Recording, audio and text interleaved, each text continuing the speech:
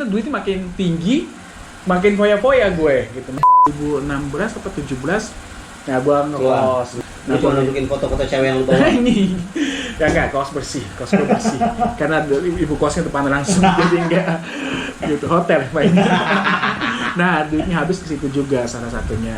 Tapi ini menjanjikan nggak sih sebenarnya usaha? Menjanjikan sih. Gue sekarang tuh gue udah benar-benar ya gue tertitik mantap bahwa ini jalan gue gitu. Lu pernah nggak digodain? Banyak sebenarnya. Cuman Kalau gue dunia fashion tuh liar banget. Maksud gue lu pernah nggak digodain? Tante-tante. Gue gini loh. Gue selalu jawab dalam. dulu. Iya gue. Oh ya pernah sih punya salah satu sahabat gitu kan yang Okay. yang dulu yang berarti kata gue sebenarnya kan support dia banget, terus ternyata dia salah nangkap. Soalnya dia ada masalah sama orang, dia mikirnya gue yang ngomong.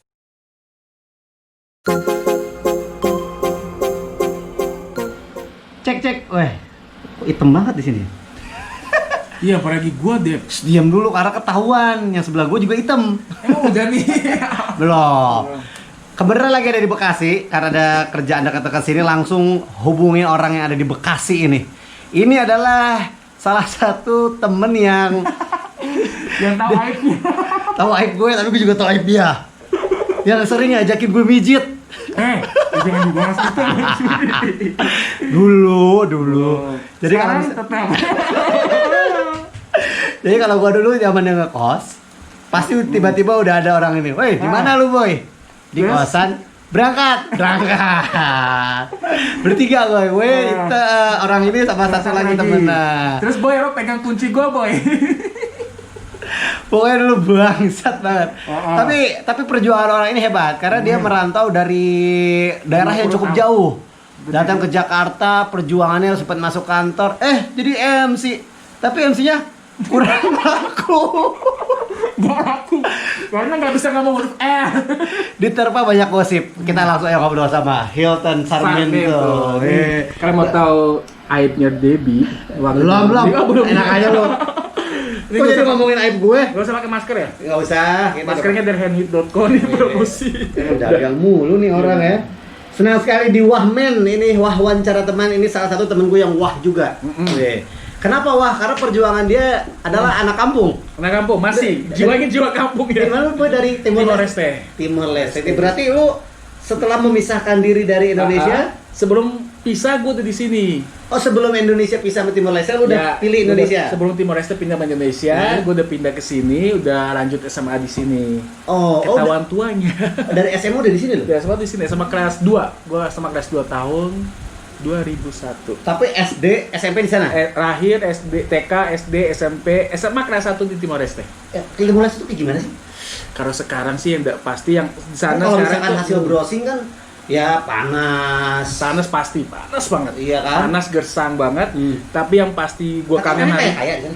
Banget, lihat aja gue. Serius orangnya kaya? Enggak, kaya tuh tergantung standar masing-masing sih sebenarnya. Tapi kalau Raul Lemos beneran kaya? Jangan gosip, itu beda, nanti jangan masuk sini. Gua nanya beneran. Keluarganya dipandang sih di sana. Tapi kan mau detailnya nanti kita japri aja nih. Gue tahu gosipnya banyak banget. Tahu nomor handphone gue. Terus di Timor Leste ada apaan lagi sih? Yang pasti nggak ada COVID. Makanya gue pengen pulang ke Timor Leste karena saat ini dia nggak ada COVID. Serius nggak ada. Karena jadi waktu baru awal pertama kali COVID mereka langsung lockdown dan setiap orang masuk sana harus dikarantina 2 minggu. Katanya karantina di kandang ayam ya? Kagak. Itu jadi ayam lama-lama dagang. Satu seksi berapa, satu lantai berapa? Di Timor Leste itu ada apaan sih? Pantai bagus? Pantai bagus, masih bersih karena belum disentuh. Tapi bersihnya bersih alami. Gede nggak sih areanya? Kecil cuman, dia itu penduduknya cuma 1 juta. Kecil. Gak bisa dihitung dong ya? Bisa dihitung. Kayak gaji MC lo aja tuh. Tapi apa yang lo kangenin dari Timor Leste nih? Lo terakhir balik kapan? Terakhir tahun kemarin, 2019. Bulan Mei tahun 2019 itu waktu lagi ada project House of Soul di sana. Terus mau balik lagi sebenarnya. Tahun ini mau balik lagi, tapi corona akhirnya nggak jadi. Jangan goyang-goyang, ntar kamera gue jatuh mahal nih kamera gue. Aduh, bisa ganti 1 jas kemarin. Sombong. Apa yang lo kangenin dari Timor Leste? Yang pasti makanan sana. Makanan khas Timor Leste itu kan makanan kayak ada sisa Portugisnya. Cuman suka aja makanan rumah orang sana.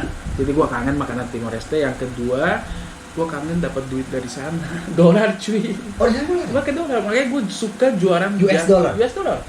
Jadi gue jual jas itu di sana. Bagus marketnya di sana. Oh, marketnya lebih bagus kan? Bukan lebih bagus, tapi dapat gitu loh. Emang di sana orang tiap hari pakai jas? Orang sana suka pesta. Orang Timur tuh satu orang Timur tuh suka pesta. Yang kedua orang Narkoba.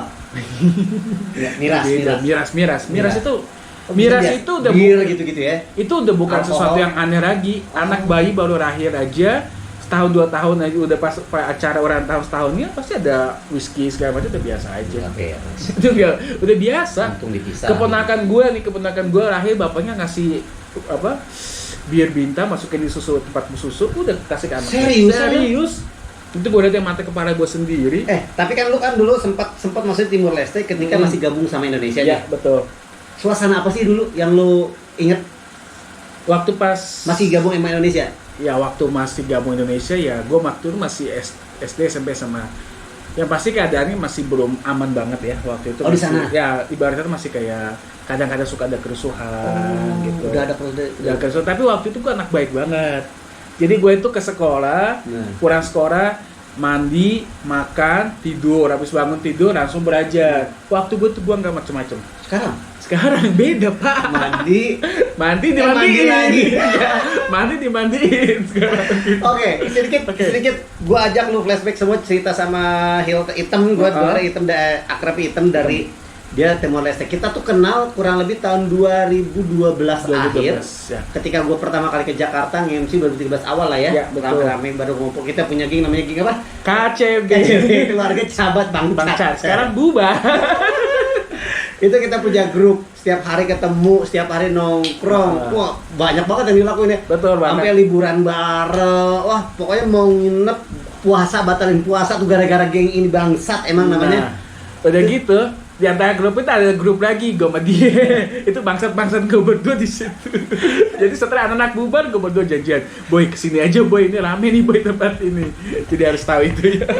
Tapi gila, lu dulu pertama kali ke Jakarta, pas lulus SMA di sini. Ya. Terus petualangan hidup lu setelah lulus SMA itu apa aja yang lu lewatin? Oke, waktu seperti gue cerita tadi bahwa gue basicnya anaknya Rumahan. anak rumahan, anak yang nggak suka nongkrong. Dulu pas SMA udah tinggal sama bokap nyokap di sini?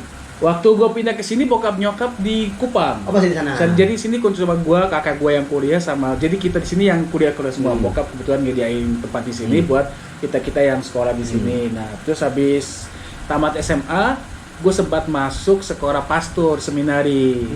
Karena hidup gue rasa baik. Niatnya mau jadi pastor. Niatnya mau jadi pastor, hidupnya bener gitu. Dari kecil hidupnya bener. Pas SMA pun sempat goyang dikit, tapi dikit doang sih, nggak lama. Musiknya berhenti kali main. Iya, cuma sebentar doang, paling 3 bulan doang, bisa dihitung dengan jari kok gitu. Habis itu udah sekolah pastor setahun. Tapi pas sekolah pastornya udah bener, terus niatnya tiba-tiba berubah di tengah jalan. Pas udah udah masuk setahun tiba-tiba tuh kayaknya bukan jalan gue deh, karena sekolah pastor Katolik kita nggak boleh nikah. Terus hidupnya itu harus benar-benar fokus terarah sama yang di atas gitu. Jadi lo tuh harus ninggalin keluarga, dalam arti keluarga udah bukan jadi nomor satu hidup kita. Keluarga, materi, duit segala macam udah duniawi udah ditinggalin gitu. Fokus ke ya Tuhan sama gereja aja. Itu sekitar seperti itu lah.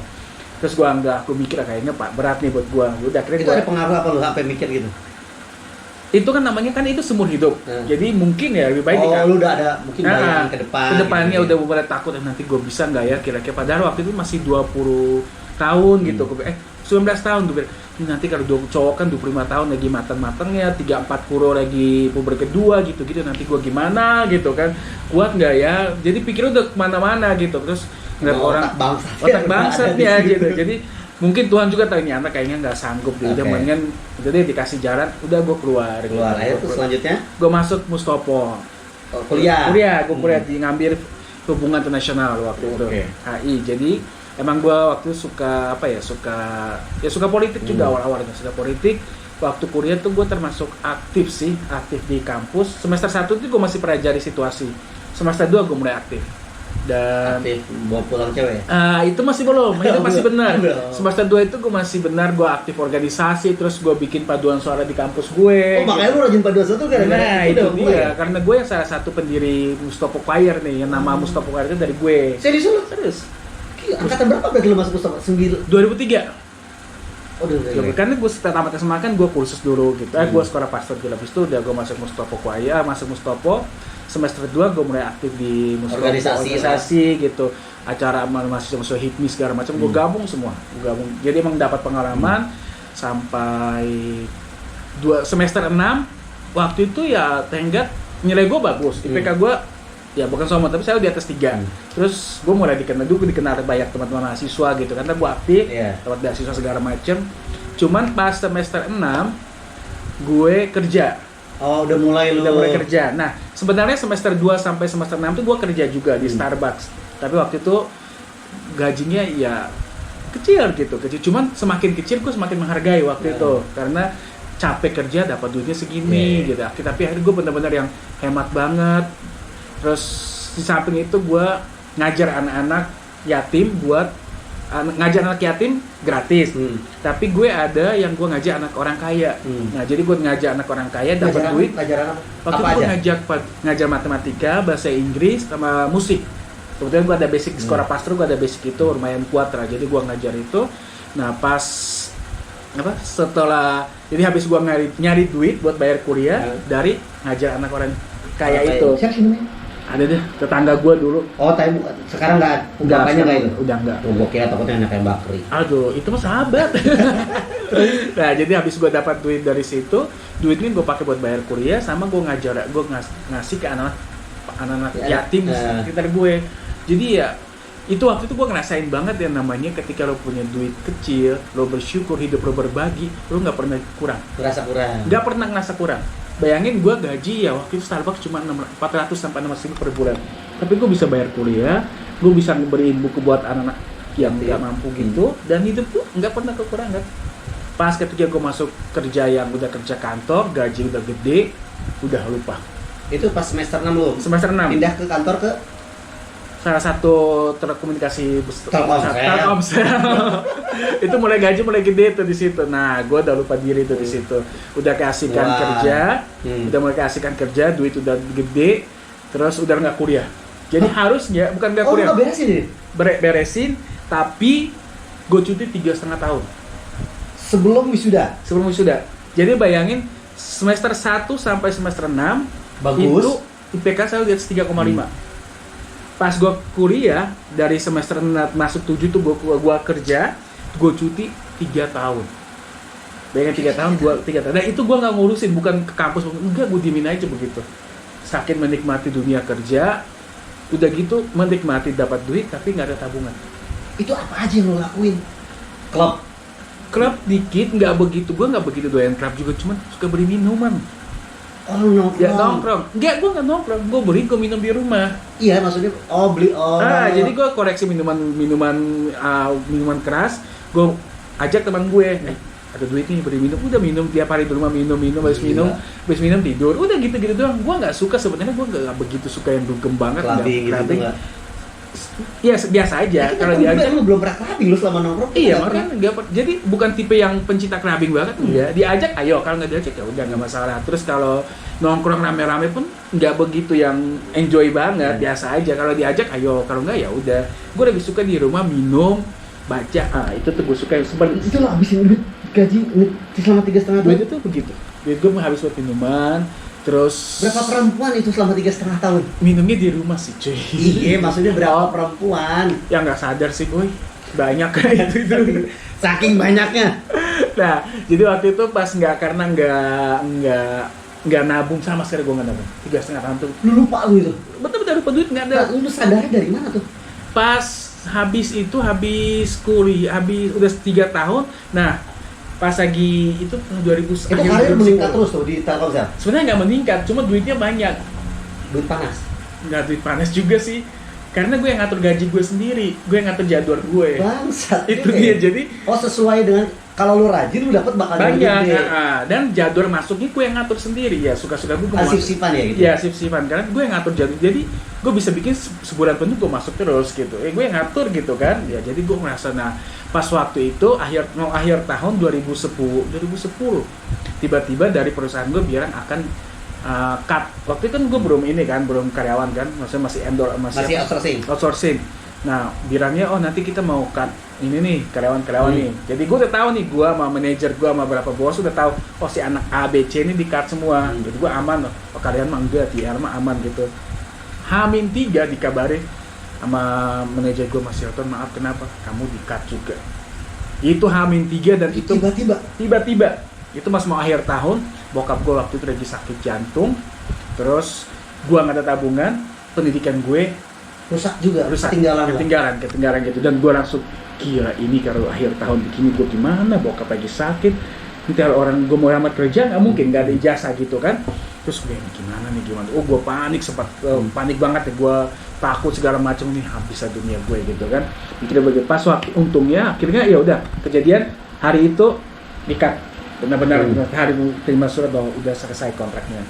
Ya udah, gue diam aja, gue nggak ngomong ke keluarga gue. Terus waktu itu lagi heboh-hebohnya nyari tim leader buat rokok. Waktu itu ada Marlboro sama Dunhill gitu kan. Nah itu dua-duanya duitnya gede. Nah gue yang penting gue masuk salah satu duit, yang penting ada duit tuh gitu. Itu lo tahu itu dari mana? Ya teman-teman gue kan, teman-teman begitu semua kan. Nah dua-duanya gue ikut tes, dua-duanya gue masuk. Dua-duanya mau hire gue gitu kan, karena waktu gue start banget gue ambil yang pertama mau, sebenarnya yang big gede gaji yang kedua, tapi yang pertama terima gue udah mana yang pertama itu gue tangkap, udah gue masuk. Pas gue masuk udah terima, gue udah mulai kerja, baru gue ngomong ke keluarga gue, aku udah di Telkomsel lagi. Kenapa? Enggak, gue udah diterima kerja baru gitu, gue pindah. Alasannya gitu, gue nggak mungkin bilang gue di-cut gitu. Nah pas sebelum gue tes itu, gue langsung deg-degan, ini gimana nih, gue harus ke kampus, gue harus selesai kuliah gue.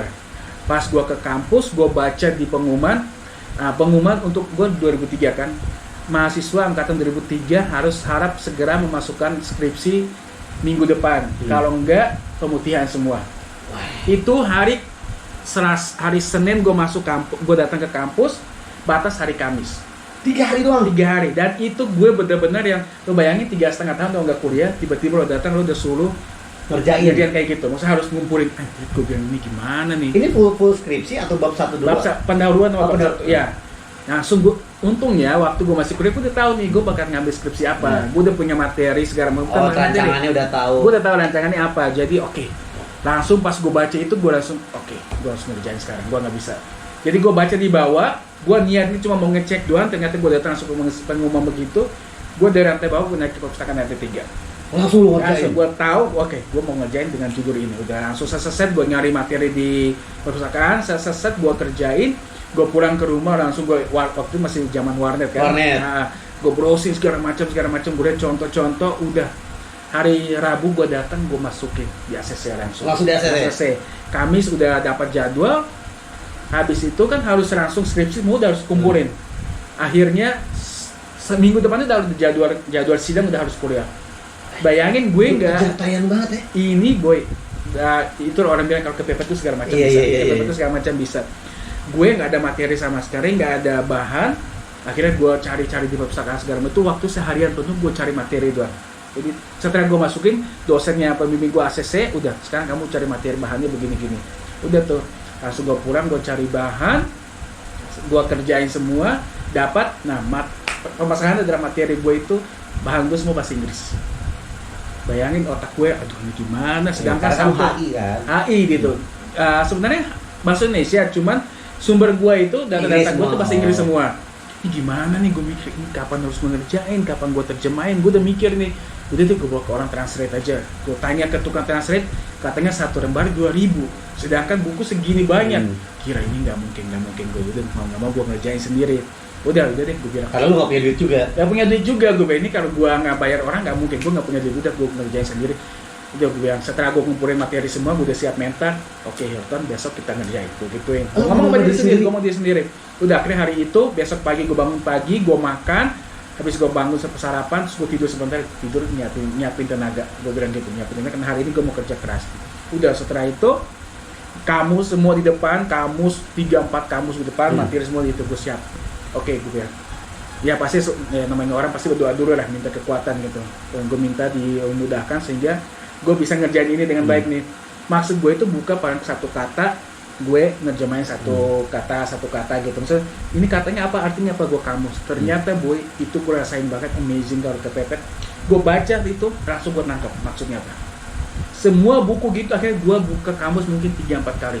Segini buku banyak itu gue bisa. Karena emang basic lu di Timor Leste udah terbiasa bahasa Inggris juga? Waktu itu belum. Oh, belum. Waktu itu belum. Dan emang gue suka bahasa Inggris tapi nggak bahasa politik seperti ini gitu. Jadi gue pas ngerjain gue nggak sadar gitu. Setelah gue selesaiin, kira kok gue bisa ya gitu. Habis itu baca lagi udah kagak ngerti gitu kan. Jadi pas lagi kepepet bener-bener akhirnya gue oh ini artinya ini gitu. Skripsi gue 3 hari gue ngerjain 2 hari gue ngerjain 3 bab sampai selesai. The Power of Kepepet. Habis itu perjalanan itu selesai. Dan habis itu pas gue sidang, pas gue udah masuk ke pas hari sidang gue ngasih sidang itu gue. Satu lagi trik gue adalah gini, orang kalau ngerjain skripsi biasa lama. Dia maju pendahuluan ngasih balik lagi. Balik. Gue enggak. Gue pendahuluan, gue siapin bab 1, 2, 3 gue siapin semua langsung. Jadi dosen mau cek pun, gitu siap. Sebenarnya udah siap. Jadi saat udah aman kamu, udah ya. Nah pas sidang skripsi, dosen nanya, saya mau tanya kamu tahu apa tuh? Gue jebarin semuanya. Dari 3 dosen yang nanya 1, 2, 3, udah dia udah paham, gak usah tanya lagi. Udah langsung selesai. Lulus langsung. Beres itu. Perjalanan lulus sekitar 2010, lanjut karir lu di MC. Enggak, dari TL Rokok. TL Rokok, nah pas gue mau sidang gue keluar. Jadi gue tuh masuk TL Rokok itu cuma 2 bulan doang. Cuma 2 bulan? 2 bulan biar dapat duit, biar gue bisa bayar sidang, bayar wisuda. 2 bulan itu lu dapat apa aja di TL Rokok? Sebenarnya dapat duit sih sebenarnya. Enggak, maksudnya pengalaman yang lain yang benar-benar jadi pelajaran banget. Kan itu kerja enggak sebenarnya itu karena satu ya mungkin gue basicnya gue orang marketing dan ya komunikasi gue ya udah bagus gitu. Jadi orang dan gue pengalaman di Telkomsel kan gue tim leader 4 tahun gitu. Jadi gue udah hafal, udah tahu cara ngatur segala macam itu udah punya basic lah. Jadi mereka ini enggak susah untuk jadi tim leader. Itu mah cewek SPG. Nah, banyak yang cakep. Banyak lumayan gitu. Maksudnya ada yang dulu deketin? Ada. Jadian? Itu apa, bawa ke rumah? Enggak, itu enggak main di kosan. Main di kosan ya. Bahas di sini cuy. Main di kosan ya. Itu cuma 2 bulan doang sih, gue cuma 2 bulan. Tapi ya untungnya gue dapet tim yang bagus banget, yang support gue banget karena angkatan lu yang sekarang lu inget waktu itu misalkan sekarang ada yang udah jadi model kah ternama ataupun nggak ada? Enggak sih. Angkatan lu di Telkomsel atau nggak ada? Kampus? Kampus, TL, atau tuh orang udah kerja kantor semua sih. Nggak, maksudnya sekarang jadi artis atau nggak ada? TL Rokok sih enggak. Kayaknya enggak. Kampus nggak ada juga? Kampus enggak. HI atau politik, atau pegawai negeri. Oke, dan terus dari situ lu keluar, lulus, kenapa lu milih jadi MC? Awal mulanya dari mana? Karena sebenarnya waktu gue masih Telkomsel, itu awalnya itu gue emang nggak suka tampil sebenarnya, basic suka tampil. Terus waktu itu bos gue ngomong, di sini semua orang bisa jadi MC asal jangan Hilton. Kenapa dia cadel gitu, diketawain. Terus gue sakit hati gitu kan. Cuman dari situ dia orang pertama yang ngasih kerjaan ke gue. Oh ternyata. Nah, bos itu dia emang terkenal dengan mulutnya kalau ngomong bodo amat, tapi paling baik. Lu masih ingat nama bosnya? Masih ingat dan gue masih keep kontak sama dia. Siapa? Mbak Nina. Banyak orang tahu dia baik banget sama gue. Sampai saat ini gue masih keep kontak terus sama dia, Instagram kita temanan kok. Jadi dia tahu nih dia ini orangnya harus dibantai nih gitu. Dia ngangkat gue jadi TL, kayak ngerti paham itu dia semua gitu. Walaupun ya ini banget, di push banget. Tapi gitu. Ternyata itu yang buat lu dapat ilmu banyak. Dapat ilmu banyak dari dia ngajarin, dia ngatain gue yang cadel, justru dia pertama kali bayar gue MC gitu. Nah dari situ gue kok duit MC enak ya, duitnya kerjanya cuma cuap-cuap, tapi duitnya kenceng gitu kan. Udah habis itu mulai coba-coba, dapat teman-teman, terus ketemu Rasi Cupu gitu kan, ngajakin. Nah, udah pas dapat Cupu ya sering dapat job dari dia juga, ketemu temanku tuh dia ini enak banget, Van. Lo nggak mikirin apa-apa, mikirinnya lo kerja dapat duit nongkrong, udah gitu-gitu doang. Nah, jadi masih jangan sedih. Waktu MC pun gue masih belum bisa nabung loh. Masih belum bisa nabung. Belum bisa ngendaliin. Masih belum bisa ngendaliin karena duitnya makin tinggi, makin foya-foya gue gitu, makin ini duit makin tinggi nih, makin enak nih gue, dan teman-temannya doyan nongkrong semua kan, jadi ya udah gue nggak bisa ngontrol di, kan gue sendiri di sini, jadi bebas banget gitu, gue nggak suka terikat juga satu. Gitu. Tapi maksudnya lu setiap gajian, maksudnya lu ngirimin nggak ke orang tua atau mungkin nyisihin? Karena gini, gue tipe kan di sini waktu itu gue masih tinggal di rumah. Rumah kan di sini tanggung jawab gue. Jadi ya udah orang tua udah ini urusin tanggung jawab lo di sini ngurusin. Jadi sama aja karena jangan dikirim orang tua dulu. Karena mereka di sana biar kalau kamu kirim duit ke kita nanti kita kirim lagi buat ngurusin rumah gini sama aja. Sama aja. Jadi mendingan itu dipakai buat ngurusin rumah. Bisa mendingan atau kalau lebih baru kasih gitu. Kalau nggak lebih ya udah kamu ngurusin rumah Jakarta aja. Kata orang tua gue begitu, ya udah akhirnya ya udahlah, mungkin itu juga faktor. Jadi mau gimana pun harus kasih gitu, jangan pada orang nggak ngasih. Dan terus prinsip hidup yang lu pegang waktu itu berubah nggak sama yang sekarang ini? Sekarang udah berubah. Kalau dulu pegang prinsip apa? Dulu nggak punya prinsip hidup. Ngalir aja. Aja, pokoknya intinya gue dapat duit, gue termasuk orangnya boros banget. Itu tuh gue boros banget, itu gue akui banget sampai itu borosnya parah. Gue borosnya parah tuh. Gak bisa nabung, orangnya nggak bisa nabung gue nggak bisa nabung. Mas, tapi tetap habisnya masih sama minuman gitu. Enggak, udah beda lagi. Beri hal-hal yang kadang gue nggak tahu duitnya belanja. Tapi gue nggak tahu, nggak ada barang. Itu kayak apa ya? Masuk hilang aja begitu. Bener-bener hari yang nggak penting. Kadang gue beli hal yang nggak penting. Enggak sih, maksudnya itu dia gue bilang, ini kenapa duit gue dapatnya banyak tapi nggak tahu kemana gitu loh. Nah pas gue mulai nabung itu, nabungnya dalam arti nggak duit cash tapi beli barang. Barang udah ada wujud misalnya. Investasi lah gitu. Investasi, tapi walaupun nggak besar-besar, tapi kalau misalnya gue mau pindah, setelah gue keluar dari rumah, kan waktu itu gue sempat masih tinggal di rumah pas 2016 atau 17. Nah gue ngekos, pernah nggak sih tempat gue kos? Oh enggak. Nah, cuma nunjukin foto-foto cewek yang lu bawa. Ini ya enggak, kos gue bersih karena ibu kosnya depan langsung jadi enggak gitu, hotel Pak.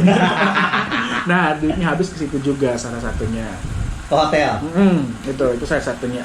Jadi jangan diikutin ya guys, mendingan di rumah. Tapi maksud gue gini loh, pandangan lu yang seorang perantau hidup di kota besar, bener nggak sih keras gitu? Persaingannya, sikut-sikutannya di kantor. Oh iya. Kerja. Itu berasa sih. Ada yang ngejatuhin nggak? Ngejatuhin gini loh, gua sebenarnya sih nggak ngerasa banget ya boy, karena gua ngerasa gini, satu yang mungkin yang bagus buat gue adalah gue nggak ngerasa saingan gue sih gitu loh. Gue percaya bahwa rezeki gue. Kalau saat ini gue belum bisa maju atau itu mungkin karena satu kesalahan gue nggak bisa ngatur keuangan gue, kesalahan gue nggak bisa manajemen diri gue, sama satu emang belum rezekinya, udah gitu.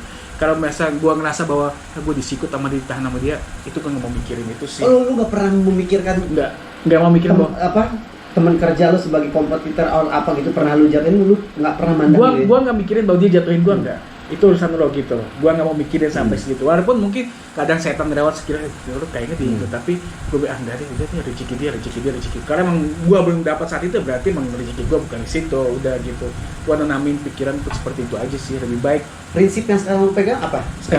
Kedepannya sekarang adalah udah lo saatnya untuk fokus sama diri, kembangin diri, karena setiap orang tuh punya kemampuan yang lebih sebenarnya. Sekarang umur berapa sih? Jangan bahas umur di baru. Ketahuan. Udah 30-an ke atas. Hampir 40 kan? Enggak lah cuy, jangan. Lu kan belum nikah. Sebelum 40 harus nikah gitu. Oh, rencana gitu? Harus. Bener. Tapi ada yang dekat? Belum sih.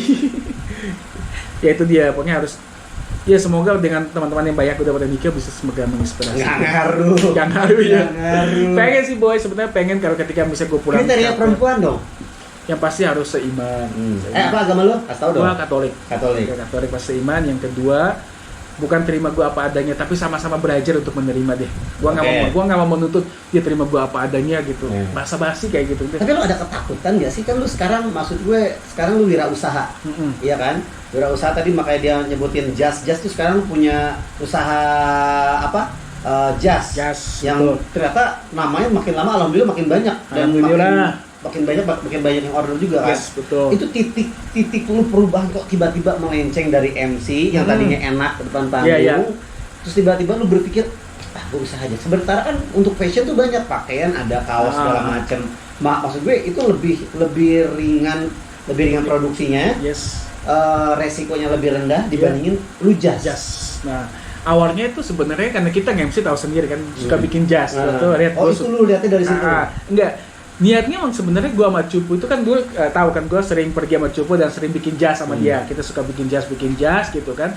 Dan satu lagi gue suka posting di Facebook. Nah Facebook itu sebenarnya gue untuk kenapa gue masih update Facebook karena keluarga gue orang timur semuanya Masih di di sana. Facebook, masih ada di Facebook. Jadi komunikasi gue tuh lancar banget Facebook dan gue suka posting foto di sana. Mereka tuh suka ngeliat setiap kali gue nge-MC kok jasnya si Hilton bagus gitu. Mereka suka muji, suka komen gitu. Nah suatu saat itu 2 tahun silam ada saudara gue dia mau ada acara kawinan, terus dia nitip gue beli bahan. Tadinya cuma beli bahan doang gitu, beli bahan, Kak aku mau jas kayak punya kamu, nitip beli bahan doang, udah. Jahitnya di sana. Habis itu ada saudara gue mau nikah, dia nitip beli bahan sama jahit di sini. Nah pas jahit di sini waktu itu gue masih belum bisa ngukur. Dia kebetulan dia lagi kesini juga, dia sama kakak adik kesini, gue ngajak lah tukang gue, mas ukurin dong ini klien gue gitu kan. Habis diukur mereka pakai bagus. Itu lu dapat tukang nyari satu-satu atau langsung nemu? Oh ya, kebetulan sebelum dapat tukang itu kan kita udah 3 tahun sebelumnya sering bikin jas kan. Jadi udah dapat tukang ini jasnya. Tukang ini jasnya hasilnya begini nih. Akhirnya dapatnya tukang yang itu, yang pas terakhir itu. Oh, setelah nyoba-nyoba juga? Setelah nyoba-nyoba juga. Jadi dari jas dulu udah pindah-pindah segala macam gitu kan. Nah, setelah ada orang saudara gue mau nikah di sana, dia kebetulan sekeluarga kesini. Pas kesini gue minta tukang gue buat ngukur, waktu itu masih belum gue. Nah habis mereka itu kebetulan orang kaya di sana, orang terpandang lah. Nah pas acara nikah mereka pakai di situ. Pas pakai di sana semua orang ngeliat, kok jasnya kakak adiknya bagus-bagus, bikin di mana? Oh di si Mas Yorta, orang timur juga kok di Jakarta. Langsung nama gue naik di situ, karena mereka keluarga terpandang, nama gue langsung naik di situ. Setelah 2 bulan kemudian ada satu geng mereka yang nikah juga, dan nikah juga sama mereka lagi nyari orang buat jas. Referensi lah dari ini, karena mereka ngeliat dari situ. Gua langsung diteleponin, mas mau bikin jas berapa? Sebanyak 35 jas. Itu orderan pertama lu? Enggak? Ya bisa dibilang orderan pertama gue yang gue turun tangan langsung. Sebelumnya kan gue cuma pengantara doang, mas tukang gue yang ngukur, gue cuma naikin harga biasa lah gitu. Nah, marketing lah. Terus langsung tuh, tapi gimana 35 kesini? Enggak mas, kita bayarin Mas Hilton ke Timor Leste. Cara udah beda negara, bayar visa, itu kan mahal. Berapa sih? Waktu itu 5,6 sekali berangkat? Saya berangkat, kurang pergi itu 12 juta. Lu dibayarin dulu? Dibayarin semua. Bayangin 35 jas gue dibayar ke sana. Orang kaya itu. Emang orang kaya, rumahnya gede banget. Rumahnya ada ruko dan itu gila sih. Seluas apa kira-kira kalau perkiraan Jakarta? Enggak lah, enggak seluas itu. Enggak, maksudnya di daerah Jakarta misalkan setengahnya GBK.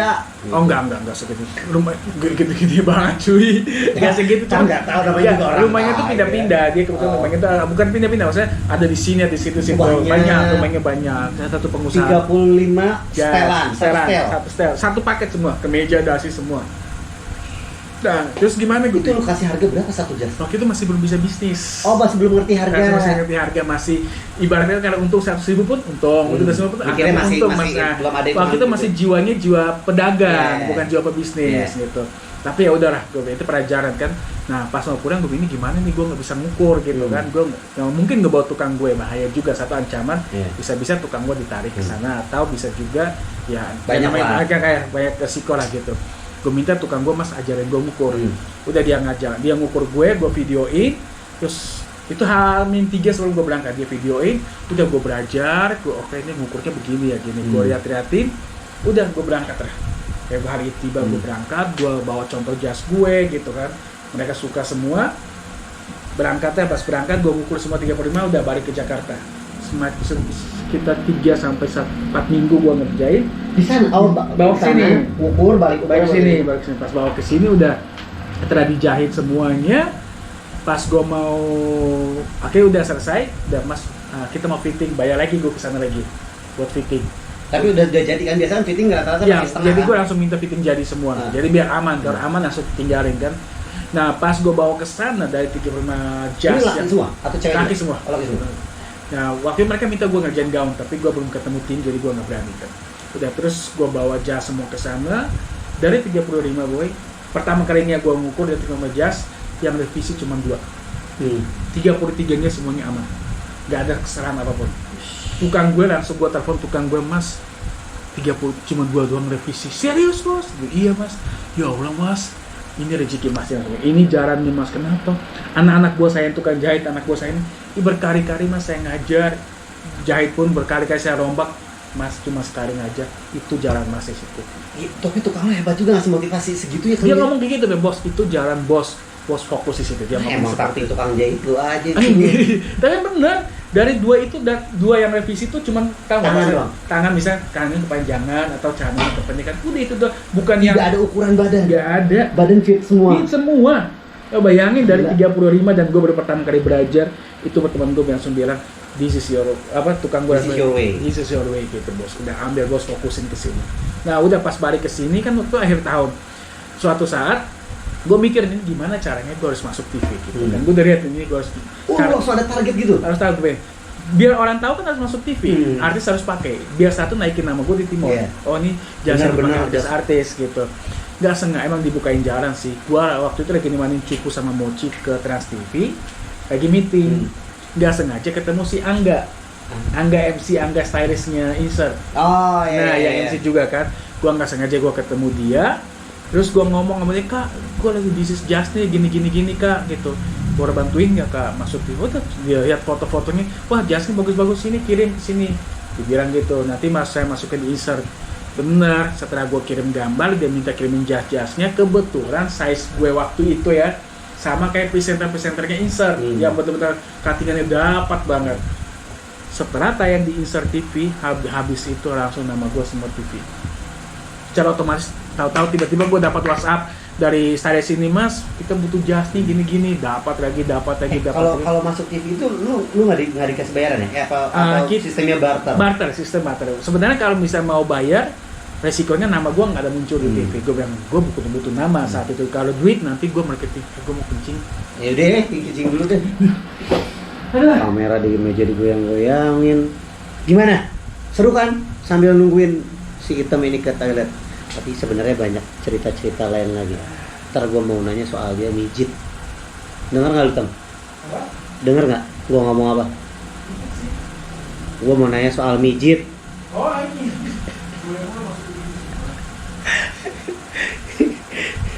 Kita pengen tahu nih jawaban dia kayak gimana. Ini sebenarnya taktik dia doang nih ke WC nih. Aduh, bocoran pertanyaan gue hilang lagi. Sebenarnya gue sudah mengumpulkan data tentang lu. I'm coming back. Oke. Mana data tipuan gue ya? Kata apa sih buat ini? Bukan, gue kan mencari tahu dulu sebelum gue wawancara, bro. Lanjut. Oke. Tuh TV itu segala yang. TV Ya. akhirnya barter. Dari yang House of Suit. House of Suit. House of Suit. HS sebenarnya tadinya itu Sarmento Terror. Terus kata teman gue, Ton jangan Sarmento Terror, kenapa emang kesannya kayak tukang jahit banget, tuh berkeras dikit lah gitu kan.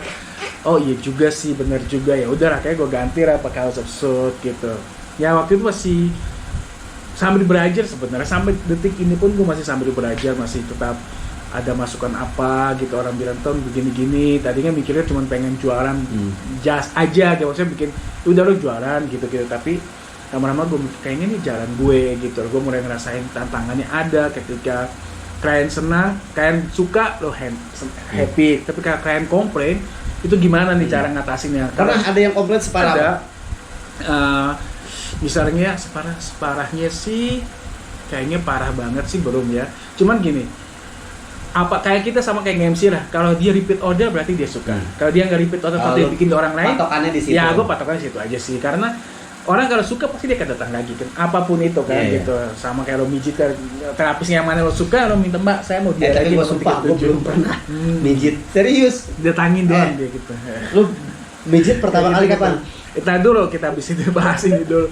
Enggak, ini kan pengalaman buat yang nonton. Iya nanti aja kita just Jadi teman-teman kalau mau usaha fashion atau apapun itu, Tapi ini menjanjikan nggak sih sebenarnya usaha? menjanjikan sih. Gue sekarang tuh gue udah benar-benar ya, gue udah titik mantap bahwa ini jalan gue gitu. Lu maksudnya tidak akan mencari coba jalan lain, di sini justru difokusin. Di sini gue mau fokusin gitu. Jalan lain sampingan kecil-kecil ya tetap ada, harus pintar-pintar macam cerah gitu kan. Tapi harus ada jadi prioritas hidup lo saat ini apa? Karena lo kan mesti prioritasnya pada presenter MC kan. Nah, kalau gue rasa bahwa gue berjuang di MC udah 7-8 tahun, tapi nggak seperti perkembangan Peningkatan karir karirnya. itu tuh nggak seperti yang gue di jazz gitu. Di jazz tuh kayaknya kok dibuka enak banget gitu. Kalau di MC kok kayaknya nggak ada gitu loh. Maksud gue kan ini lu sekarang udah masuk TV, dunia fashion segala macam. Lu tahu kan kalau dunia fashion tuh banyak sekali trik-triknya. Ya, Ya kan? Lu pernah nggak digodain? banyak sebenarnya. Cuman Kalau gue dunia fashion tuh liar banget. Maksud gue lu pernah nggak digodain? Gini. Tante-tante gini loh. Gue selalu jawab menerapkan dulu. iya gue menerapkan prinsip gue seperti ini gitu loh. Gue datang, gue pekerja profesional gitu. Even itu kadang orang datang atau gue yang samperin orang siapapun itu gitu. Gue selalu profesional untuk bahwa ini gue kerja gitu loh. Jadi gue nggak akan yang even habis dia mau chat gimana pun ya gue enggak, maksudnya kan lu kan emang menjaga badan juga kan dari makanya style lu selalu sekarang ini bangsat lagi emang dari dulu. rada buncit sebenarnya gara corona Gua nanya ini. lu pernah digodain tante nggak? Kayaknya sekarang udah jarang sih gue. Tapi pernah. Pernah waktu yang Om, masih Om. bandar. Itu lebih banyak lagi cuy, banyak parah. Digodain sampai segimana sih? Ya paling teks apa DM masuk DM Oh masuk, biasa, gitu. teks aja. Tapi cara nolaknya, kan sekarang maksudnya gini loh, banyak orang yang nonton sekarang gara-gara digodain gitu mungkin karena terlalu sering, akhirnya mereka terjerumus. Oh karena gue gini, Lu gimana cara bisa nolaknya? orang halo gitu, apa kabar, baik gitu. Di mana tinggal sama siapa? Oh itu udah privasi. Itu gue nggak gue tanggapin. Lu tahu bedain mana pertanyaan privacy, mana yang umum. Gue gini, kalau dia nanya gini, misalnya mau tanya jas, gue akan jawab panjang lebar. Gue detail sebagai mas, boleh ini apa mas atau mbak, boleh ini nomor handphone saya gitu, boleh teks saja. Tapi kalau ada beberapa yang bisa udah DM nanya-nanya terus nanya nomor handphone gitu. Udah gue kasih, ujung-ujungnya marah-marah mas saya boleh kesana nggak sekarang? Oh nggak bisa gitu. Bukanya jam 7 jam 9 sampai jam 5 sore gitu. Udah tahu lah maksudnya udah cara arahnya udah bisa ngebaca gue maksudnya. Ya ini mah ujung-ujungnya nggak jelas nih gitu. Jadi udah gua nggak mau buang-buang waktu. Satu, kalau misalnya dia WhatsApp macam-macam atau yang macam-macam nggak usah dibalas sudah. Karena gini, namanya manusia, lo nggak Tapi bisa. kan maksud gue ini lah, lu ada ketakutan nggak? Aduh ini kan klien nih, jangan-jangan dia masih. Ya dari chatting atas kan lo bisa lihat. Kalau misalnya dia macam-macam sama gue ada buktinya kok gitu. Jadi gue nggak akan pernah menghapus bukti chat-chat orang yang gimana sama gue. Baik itu klien, baik itu orang iseng, gue nggak akan pernah menghapus. Kenapa? Itu jadi barang bukti buat gue kalau misalnya suatu saat dia macam-macam maksudnya mau menghancurkan. Karena ini nomor gue dan nomor House of Soul gitu. Gue nggak mau nomor gue jadi jelek di situ kan. Jadi begitupun DM. Kalau dia DM udah macam-macam, ya udah gue nggak tanggapin. Gue nggak mau ngebalas. Satu lo ngebalas bahaya. Bahayanya gini, bukan lo takut sama orang tapi namanya manusia lo nggak bisa ngontrol dia kan. Dia punya pikiran, dia punya basic yang niat macam-macam gitu kan. Daripada lo balas di sakit hati, lo di apa-apain, mendingan udah nggak usah ditanggapi.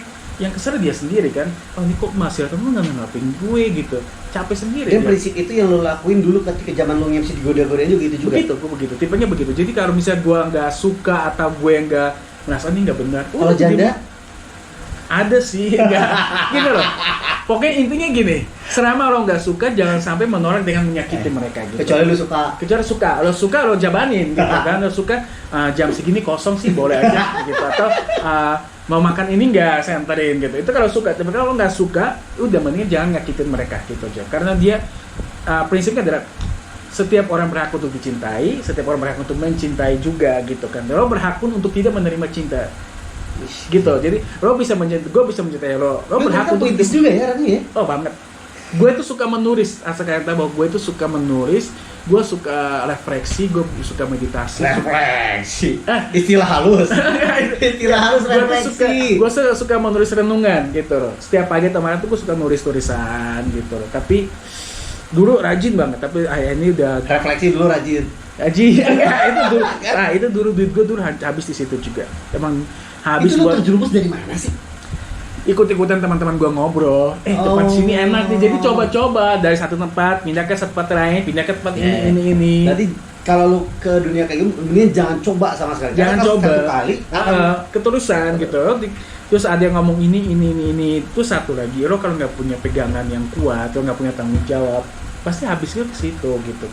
Ya makanya bersyukur kayak udah punya nikah jadi ada yang ngerennya gitu. Kalau gue kan sendiri, ya gue mau dosa pun ya gue dosa sendiri, gue nggak hianati siapa-siapa gitu, duit gak habis pun gue nggak ada tanggung jawab ke siapa-siapa gitu. Jadi kalau udah punya pasangan kan enak, lo jadi ada yang ngerem hidup lo, ada yang jadi maksudnya gue punya, gue ada beban, bukan beban sih, kalau beban kayaknya berat, tanggung jawab lo gitu, tanggung jawab gitu. Ya sebenarnya kalau dibilang pengen punya ya pengen banget gitu, tapi ya mungkin ya Tuhan tahu ini anak kayaknya belum siap gitu. Secara umur udah siap, tapi secara mental sama keinginannya mungkin Beda gitu. belum dikasih jalan. Belum dikasih jalan, ibaratnya orang masih muda udah dikasih anak 3 gitu, berarti emang dipercaya Ih, padahal aku baru 24 tahun. Iya, karena ya daripada kebablasan, jadi harus cepatnya nih gue kasih nih. Tapi dia adalah ini salah satu saksi perjalanan hidup gua. Jadi dia tahu banget Tahu banget. tahu banget bangsat Jadi habis gue ngedropin gue di mana, gue ingat alamat itu. Oh di situ ya ternyata. Terus kadang, boy ini kunci kosan gue, boy lo kesana duluan nih, nanti gue nyusul mau mana? Oh, mau kesini dulu ya udah. Dulu. Sekarang sih masih. Enggak, anjing. Ada sih chattingnya kok. bangsat mana? Buktiin. Gue tunjukin lah chattingnya. Anjing. Gitu. Apa ya? Sekarang gue beralih mau nanya ke lu soal lu kan maksud gue gini loh. Lu hidup kantor iya, MC iya, dunianya udah berganti-ganti segala Yes. macam. Temennya pun beda-beda, apalagi di dunia MC tuh maksud gue persinggungannya, persikutannya tuh lebih kelihatan, Ya. iya kan? Lebih kelihatan. Lu bisa ngelihat orang yang di depannya menurut lu baik-baik, tapi di belakang lu selalu nerima kabar, oh ternyata sih ini segala macam. Nah, lu gimana nanggapin orang yang ngomongin lu di belakang tapi lu sebenarnya dengar semua itu? Kalau dulu ya, bukan dulu ya, maksudnya kalau dulu masih suka kepikiran gitu. Tapi sejak pandemi ini banyak belajar banget sih maksudnya. Ya maksudnya kalau pandemi kan baru tahun ini. Iya baru tadi, makanya kalau dulu sih gue masih nggak, satu lagi enaknya gini, gue nggak punya banyak teman sebenarnya. Gue nggak punya banyak teman akrab, gue nggak punya banyak teman. Teman gue itu aja, kalau kalian cek tahu kan, teman gue itu aja, pergi sama itu. Jadi gue nggak banyak masalah gitu saya. Ya, tapi kan maksud gue ada aja orang yang berpikir akhirnya ngomongin lu di belakang, lu cara buat nggak mau nanggapin. tahu. Tapi kan sampai ke kuping lo. Kalau dengar, misalnya gue dengar dia ngomong, ya gue nggak akan klarifikasi. Diemin aja Udah, sampai bosen. Kadang gue dengar sendiri, si ini ngomong, misalnya saya si B ngomong kalau nih, boy lo dikatain B begini, itu butuh amat boy. Kan menurut dia, gue gitu. Nggak pernah yang gue sampai detik ini, kayaknya sih sampai detik ini gue nggak pernah yang kontroversi langsung klarifikasi langsung ke orangnya bahwa lo ngomongin gue ya gini. Nggak pernah gue. Karena satu, habisin tenaga, habisin energi. Yang kedua juga jadinya gini loh, ya udah itu karena gue nggak cocok teman sama dia, udah gimana. Kalau misalnya hukum alamnya aja, hukum alam begitu gitu. Jadi kalau lo habisin waktu untuk mencari tahu kenapanya nggak kera-kera boy. Simple ya, Simpel sebenarnya. Dalam konsep pertemanan lu tuh simpel banget. Iya, makanya gue nggak punya banyak teman gitu. Makanya lu kadang kalau misalkan ada orang yang si Item pergi sama cupu lagi karena emang circle temen lu cuma itu doang gitu loh. Gue lebih baik gue temannya sedikit tapi gue nggak ada masalah daripada teman gue banyak masalah sama ini itu gitu, ribet gitu kan. Ya satu lagi gue juga mikir umur gue udah tua gitu loh, udah nggak yang carinya udah nggak main-main lagi, carinya udah yang serius. Maksudnya ya orang yang frekuensi sama lo lah gitu. Misalnya lo frekuensi sama dia gitu. Terus kalau misalnya lo punya teman boleh banyak, tapi yang dekat kan siapa aja tahu gitu kan. Nah, sama kayak gue mau nggak ada kayaknya nggak ada masalah pun, paling kayak salah ngomong aja gitu. Nggak pernah kita misalnya nggak pernah yang ribut besar. Iya, mah bacot kerjaan lah, bacot apa yang nggak pernah. Paling sama Debbie ya berantem ada. Kalau misalnya Bu Iro ngomongnya kayak gini gue nggak suka deh gitu. Ya udah selesai gitu. Tapi kan nggak yang kita yang bawa dalam ribut yang besar sampai orang tahu si Hilton lagi berantem masih enggak. Kayaknya gue nggak pernah. Nggak pernah ya. Iya nggak pernah gue begitu sih. Nggak mau juga sih, gue nggak mau juga. Selama perjalanan hidup lu sampai sekarang, yang lu merasakan titik terendah lu ada nggak yang belum lu ceritain? Misalkan kayak tadi kan lu, gua buat bayar kuliah aja nggak ada, tabungan nggak ada. Ada titik terendah lain nggak? Yang pernah lu alami dan, aduh gua nggak pengen sampai gitu lagi, orang lain jangan sampai ngalamin kayak gue. Kapan ya? Oh, kayaknya sampai yang itu masuk ke kategori materi apa ke hati?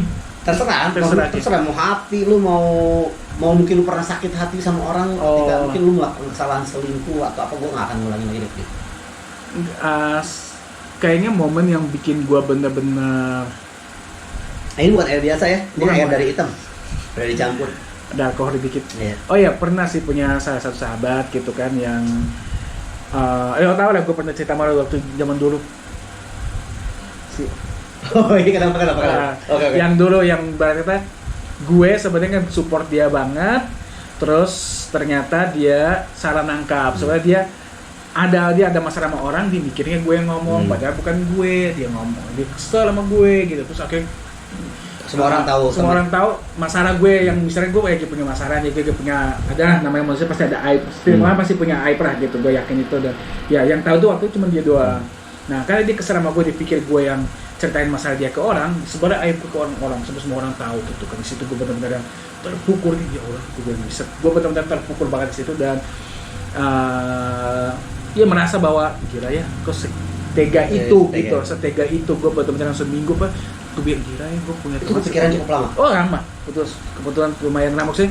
Gue nggak nyangka gitu bahwa kenapa lo nggak klarifikasi dulu ke gue gitu kan, orang langsung ambil tindakan dan lo langsung semua orang tahu gitu, dalam sekejap semua orang berubah sama gue gitu. Nah dari situ akhirnya gue benar-benar yang gue sempat titik di mana gue takut berteman, dan that's why akhirnya di situ gue memilih untuk gue nggak punya banyak teman. Ya dari situ saya jadi salah satu alasan juga. Akhirnya gue dulu waktu kuliah teman gue banyak banget. Setiap weekend itu pasti ada orang-orang pasti nongkrong di rumah gue. Tapi waktu itu kategorinya masih teman yang nggak sahabat tapi namanya kita nongkrong doang, seru-seruan, nggak yang dekat banget. Nah itu adalah sahabat sendiri yang benar-benar dekat banget, udah kayak biji gitu kan. Sampai titik gue digituin, oh ya udah deh kayaknya enggak. Nah dari situ gue sempat nggak mau punya teman, gue sempat yang orang telepon pun nggak mau angkat, kadang ngajak pergi nggak bisa, gue lagi ini nih, gue sempat menghilang jauh, maksudnya gue takut gitu. Akhirnya gue mulai mencoba lagi, tapi ya circle-nya jadi lebih kecil aja. Oh ya udah, ternyata bahaya nih kalau begini. Kalau orang itu nonton lu mau ngomong apa? Ya gue menjalin hubungan baik aja sekarang, maksudnya biasa aja gitu. Ibaratnya tuh ya lo butuh bantuan, kalau gue bisa nolong. Ya kemarin salah satu hari besarnya dia, gue hadir dan gue memberikan, gue rasa ya dia tahu lah apa yang gue lakuin itu, dan gue merasa ya udah, itu pelajaran buat lo juga, bahwa gue hati-hati. Lo juga mungkin sebenarnya ya kita nggak cocok jadi teman lagi gitu, kita teman tapi nggak akrab kayak dulu lagi. Udah intinya saat ini gue udah nggak masalah gitu. Kalau butuh bantuan gue masih ada, dia butuh bantuan gue masih ada, support ya udah, karena seperlunya aja karena gimana pun roda berputar cuy. Maksudnya saat ini lo maki-maki dia, kali aja nanti beberapa tahun kemudian Tuhan mempertemukan sama dia untuk bantu dia. Lo yang bantu dia apa dia yang bantuin, malu kalau ucapan sendiri. Lebih baik gue nggak mau ngucap bahwa gue benci sama dia, udah gue diem aja gitu. Makanya gue jarang, mungkin lo tau gue jarang ada masalah sama orang karena itu sih. Gue nggak, karena gue takut satu, gue udah ucap ternyata kemakan omongan gue gitu. Dan satu lagi, dunia masih berputar cuy, lo kemanapun pasti ya itu ketemu lagi dan ya daripada buang-buang waktu ke situ, mendingan cari duit. Pernah sakit hati sama perempuan nggak? Yang bikin sampai lu galau gitu. Kalau tadi kan sama temen. Ya ternyata sih karena beda agama sih, nggak sakit hati karena beda agama. Lu kok beda agama berapa kali? Sama beda agama itu berapa kali? Itu jadi akhirnya pada akhirnya udah nggak ketemu juga, udah santai aja. Enggak, tapi kan maksudnya kalau beda itu beda yang beda agama berapa lama paling lama menjalin hubungan? Nggak lama sih sebenarnya, karena udah nyadar, maksudnya lu lebih baik nyadar duluan. Nah sebenarnya gue itu gini, orangnya nggak gampang untuk jatuh hati, tapi kalau jatuh hati itu lama gitu loh. Jadi gue kalau jatuh berarti dalam banget, mungkin Gemini kayak gitu, dalam banget. Nah ya itu yang sempat bikinnya benar-benar bikinnya, kayaknya gue kok dapatnya beda terus beda agama terus beda. Dari situ gue udah ntar aja dulu deh gitu. Nah pas yang dapatnya seagama nggak cocok dari awal, kayaknya nggak bisa nih, udah nggak ada lubangnya.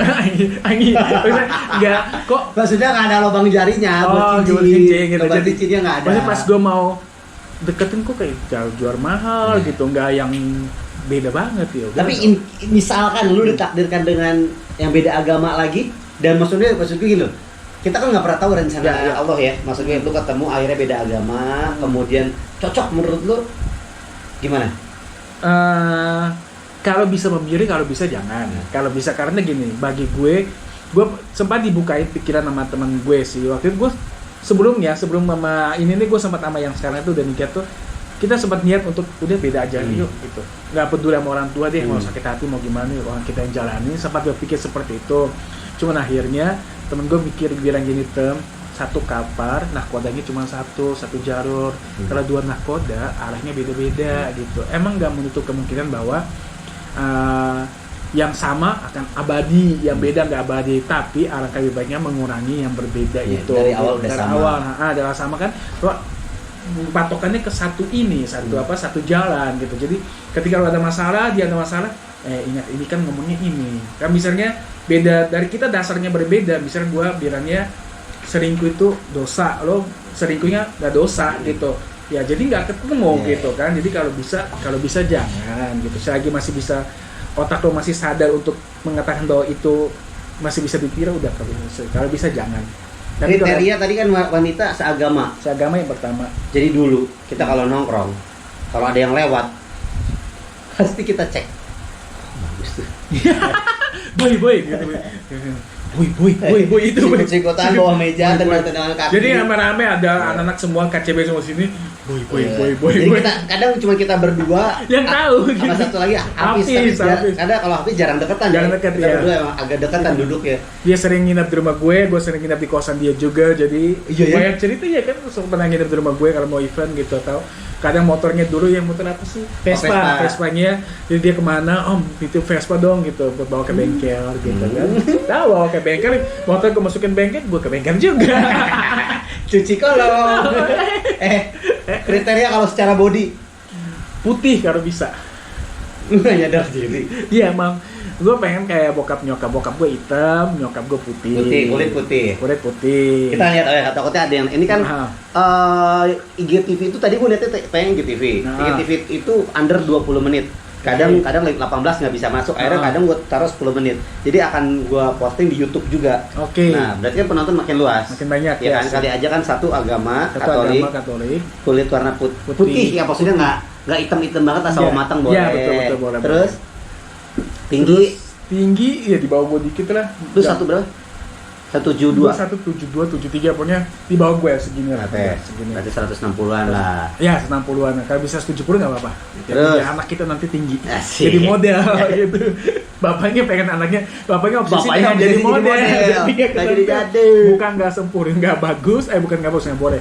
Muka nggak mendukung untuk jadi model gitu. Kakinya juga apalagi gitu. Terus sama boobs. Ya itu standar lah. Dari kenikmatan yang segini pas. Yang handy ya gitu. Segitu pasrah. Pokoknya satu lagi kalau bisa sih sukunya bukan nggak rasis sih sebenarnya ya. Maksudnya ada ras lah. Maksudnya gini loh. Dia dari daerah mana gitu? Oh enggak. Yang lembut. Lembut. Karena gue timur kasar. Jadi kalau bisa yang lembut. Jangan kasar ketemu kasar. Jangan yang keras. Jangan yang keras gitu. Sunda cocok berarti. Iya benar. Sunda terus Jawa. Soalnya kan kadang milih juga yang Sunda gitu. Iya. Sunda, Jogja, Solo kayak gitu. Jawa, pokoknya Jawa gitu. Kalau kalau timur itu sama-sama keras, adatnya kuat. Iya. Takutnya ketika berselisih paham jadinya keras. Pisau ketemu pisau gitu kan, jangan. Udah gitu emang keluarga orang timur gue ya, gue nggak ngomong adat yang lain ya, itu masing-masingnya beda-beda lah. Terus biasanya kalau timur biasa wataknya keras kan. Jadi kalau bisa daripada keras ketemu keras, ya udah lebih baik jauh. Tapi semua balik lagi namanya jodoh gitu. Ya dijodohin sama yang apa. Kadang kan dia tidak sesuai kriteria kita, tapi dijodohkan untuk melengkapi kriteria itu. Nah, betul, kita punya 2 satu ya. Anak 3 2 sih. Enggak, udah punya 3, 2. Ngaco lu. Udah nonton nih. Jadi ya pokoknya itu kriteria sebagai manusia berhak boleh lah. Iya, boleh. Seagama, putih, tinggi 170 di bawah gua dikit lah, terus kalau bisa seksi, nggak seksi banget sih, jangan terlalu seksi, bahaya ntar diliatin orang, gua nggak mau. Ya maksudnya seksi buat lu doang. Buat gua doang, iya gitu. Kalau di luar ditutup lah. Gitu, terus sama ya bisa nggak keras lah, lebih lembut karena gua carinya yang lebih keibuan. Nah itu yang gua suka. Buat. Pertanyaan terakhir Pamungkas. Ya aku cepet banget sih. 1 jam gila? 1 jam. Udah 57 menit. Oke, Pamungkas apa?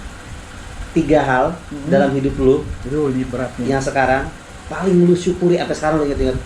Misalkan kayak gue misalkan alhamdulillah gue dikasih anak 3, ternyata untuk ngeramein rumah segala macam. Kalau lu apa?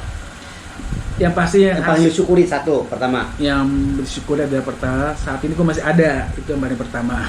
Lu masih bisa bernafas, masih bisa eksis, masih sehat. Lu merasakan itu ya? Masih sehat gitu, dan gue masih bisa berkarya dengan sehat, karena orang nggak sehat pasti orang nggak bisa ngapa-ngapain. Masih sehat. Yang kedua, gue bersyukur gue masih punya keluarga yang komplit, walaupun gue jauh, tapi gue masih ada orang tua, masih ada kakak adik komplit banyak gitu. Even gue tinggalnya jauh dan dari kecil emang gue jauh, tapi gue punya mereka yang ya walaupun kadang namanya keluarga ada berantemnya, tapi balik lagi pasti keluarga nomor satu gitu kan. Oke, family yang kedua.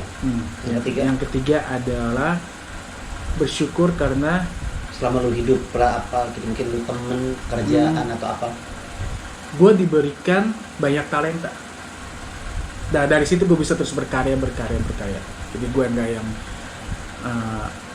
ya orang mungkin banyak yang sedih gara-gara pandemi ya, banyak yang stres. Ya gue termasuk satu ya, tapi gue bersyukur gue dikasih aja jalan bahwa lo bisa gini, kok bisa gini.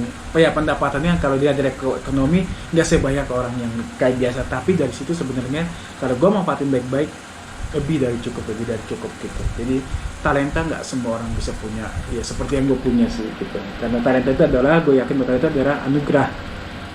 Mungkin ada yang, kalau agama gue bilang ada yang kasih talenta 1, ada yang 2, ada yang 3. Nah tergantung orang mau ngembanginnya jadi berapa gitu. Semakin lo bisa ngembangin semua ya, semakin banyak orang yang merasakan talenta lo itu dan makin banyak berkat kegunaan buat orang lain. Ya bersyukur semua apa yang lu dapatkan ya. Ya, Dari betul. dari keluarga. Pertama dari kesehatan gue, yang kedua ada keluarga gue, yang ketiga adalah ya talenta diri gue gitu. Kalau bokap nyokap nonton, lu pengen ngucapin apa? Sedih dah kalau begitu. Ya. Kalau bokap nyokap nonton ya saat ini gue masih belum sih, maksudnya masih berjuang banget. Masih bisa bilang gue setiap hari gue akan bilang gue berjuang dari nol. Karena biar gue nggak ngerasa bahwa gue udah puas gitu, karena ya semakin lo merasa lo kosong, semakin tinggi niat lo untuk mengisi kekosongan tersebut gitu. Jadi gue kasih kesempatan, ya walaupun mereka udah ngasih kesempatan, dukung gue lewat doa terus untuk gue bisa membuat mereka tersenyum gitu. Jadi buat bokap nyokap biar bisa lebih tersenyum gitu. Ya. Jadi banyak hal yang lo lakuin buat keluarga juga. Buat keluarga. Jadi udah ada berapa wishlist, dream gue gitu yang udah gue catat, yang udah gue sama menuju ke situ. Mungkin memang jalannya belum ke situ, jadi Harap sabar aja ya. sabar gitu. Semua ada waktunya lah.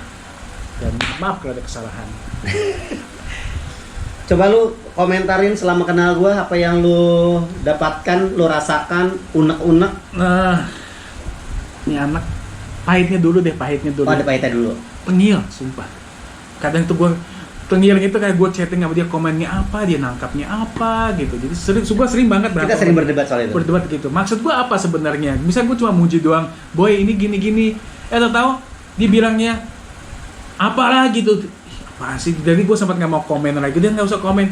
Tiba-tiba dia mulai lagi mancing. Seru tuh boy. Oh si anak lagi pancing. Gue cek lagi nih chatting atasnya. Yang terakhir gue masih berantem sama dia nih, kata-kata ini belum dibalas sama dia. Gitu. Gue menerapkan prinsipnya dia. Masalah yang udah lewat ya udah. Ya.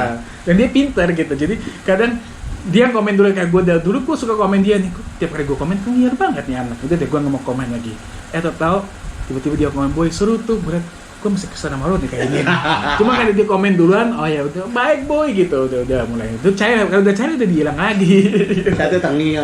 Pahitnya itu doang. Pahit kayak itu doang sih, nggak mau nyimpan pahit banyak. Iya. Terus ada yang lain unek-unek ke gue nggak? Unek-uneknya enggak sih boy, maksudnya ya udah gue sebisa mungkin negatifnya udah dikit aja udah. Kesannya gue itu doang sama dia itu ya sering banget berantem sama dia gara-gara salah. Emang dia mancing, miskom. Dia emang mancing sebenarnya gitu loh. Kangen kita kangen. Iya gitu ya. Dulu kan ketemu langsung bisa koprak-koprakan. Sekarang kan udah jalan cuma DM mungkin maksud gua apa, dia nangkapnya beda gitu. Tapi nggak yang besar sih, nggak. Cuman ya komen nggak penting doang sih sebenarnya. Gitu. Terakhir tempat pijit yang bagus. Tadi kan kebaikan lo Cumi. Iya, yang gue suka dari orang nih. Hebat karena dia dalam usia masih muda berani ngambil tanggung jawab untuk menjadi kepala keluarga dan punya 3 anak. Itu yang gue salut sama dia. Terus anaknya inovatif, kreatif ya. Jadi dia mau sama salah satu orang yang bikin gue wah hebat juga nih gitu selama pandemi ini ya. Lu nggak muji tapi lu nggak main. Nggak usah sampaikan, cukup diomongin ke orang lain aja gitu kan, daripada gue ngomong sama lo geeran gitu. Jadi gue coba bilang ini salah satu orang yang harus diikutin jejaknya sama pandemi.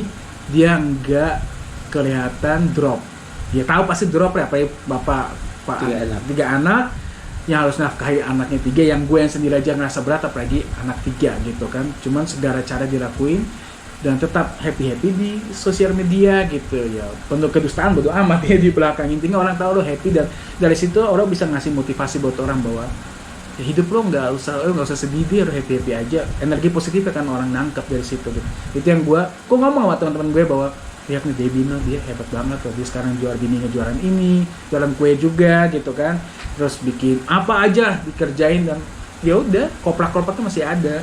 Itu yang gue salut sih Robi. Oke, terima kasih udah menyaksikan Wahmen episode teman lama yang bergelut dan sekarang alhamdulillah sukses, semoga makin Amin. sukses, ya. Amin. Dan Tempat pijit yang bagus di mana? panggil ke rumah. Itu paling mantap. Lo ke tempat umum dibatasin waktu 1,5 jam. Lebih baik aku panggil ke rumah jam 10 ke atas, orang udah pada sepi. Datang nenek-nenek. Lo nyalain musik, jangan begitu. Udah dapat nomor kontaknya, kasih nomor kontaknya. Gitu. Emang paling mantap. Terima kasih banyak udah nonton Wahmen. Semoga apa yang udah disampaikan sama Item, pengalaman, pelajaran hidupnya, cerita hidupnya, motivasinya, cara gimana dia berteman, bekerja, semua dia dari jatuh bangkit lagi, suksesnya sekarang. Semoga bisa jadiin hikmah, dapat pelajaran dari pesan-pesannya dari Hilton Sarmento. Nanti ketemu lagi di episode selanjutnya di Wahmen, Wahwan Ceratman. Thank you, Debbie. Thank you. Sukses Thank you, Tom. selalu. Thank you.